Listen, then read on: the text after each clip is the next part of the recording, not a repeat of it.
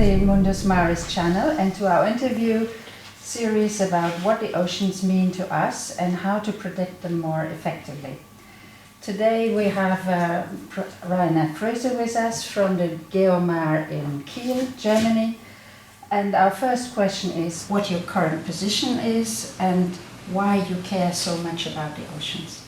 Well, I'm a fisheries biologist by training, so I care about sustainable seafood supply from the oceans. And as you probably know already, there's a lot of work to do. The oceans still need more help in providing sustainable seafood. Yeah, that is what we read more and more in the papers.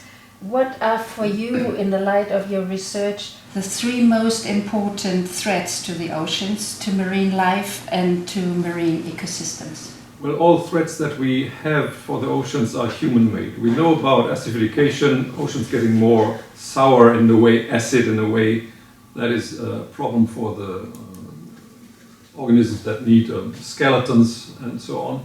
But basically the largest threat that I can see is overfishing. And it's really that we take out more fish out of the ocean than can be replenished by the natural system. And that is also the threat that can be fixed fastest of all the many threats that the oceans are facing. So overfishing is number one, probably warming is number two, and probably getting sour is number three. So, that is. Can you explain a little bit more why you find that these are the three most important threats? You have already alluded to some of the factors. Yeah, I mean, humans are still increasing in numbers. There are some studies that estimate a peak in 2050. So we have a problem in having enough food for all people on Earth. And yes, it's a distribution problem, but certainly the oceans can provide more protein if we just let them do it. Currently about 40% of the world catches are basically put into animal feed, which is then used to produce salmon mostly, which are then fed to rich people.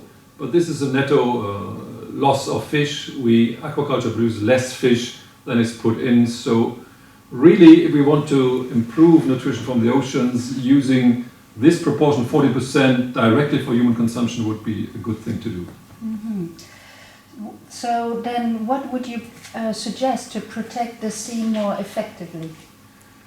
Well, one of the big problems is probably enforcement. We have quite good rules. The law of the sea is a good law. It says we shall not take out more than is regrown. We shall manage stocks of fishes, exploit population of fishes such that they can produce an optimal yield. That means they are still close to their natural sizes. Currently, most of them are at or below the size where they are threatened by collapse. So really, we have the right law in place. It is binding for all countries of the world, but we are not doing it. So enforcement is really needed, and political will what is lacking to do the right thing. Through the FishBase consortium, you are making an enormous amount of scientific results available to literally millions of people, month after month, year after year. And you have been lecturing to very diverse audiences, to the media, to academic audiences, and so on. Where do you see the most disappointing reactions to the science you are presenting, and which types of public are the most responsive ones to the messages you have in favor of sustainable ocean, sustainable marine ecosystems and their use? Well, actually, the public is the most appreciative and the most responsive one. Once you explain to people the problems that we take out more than is regrown, that we catch fish before they had a chance to reproduce, they understand. And actually they are upset that the politicians who are basically in charge of managing the oceans properly are not doing their job. Then the question is, why are the politicians not doing it? If their electorate wants it, if their constituency wants it, why are they not doing it? And I think it is because the lobby of the fishing industry is too powerful. Way beyond their commercial importance, in most countries fishing is really a small economic enterprise. They managed to influence the Minister of Agriculture, who are mostly in charge of fisheries, such that they ask always, everywhere in the world, for catches that are way beyond what the oceans can replenish. So really, if there's someone to blame, I think it's the fishing lobby. And also because they're not representing the true interest of the fishers.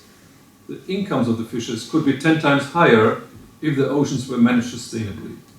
So really, the lobby, I think, has to go. The fishers need new representatives, young people who understand and who help them improve profits, because healthy seas mean healthy profits for the fishers. Thank you very much, Dr. Froese, for this encouraging message. So we have to put up our sleeves and get going. Thank you very much. Thank you.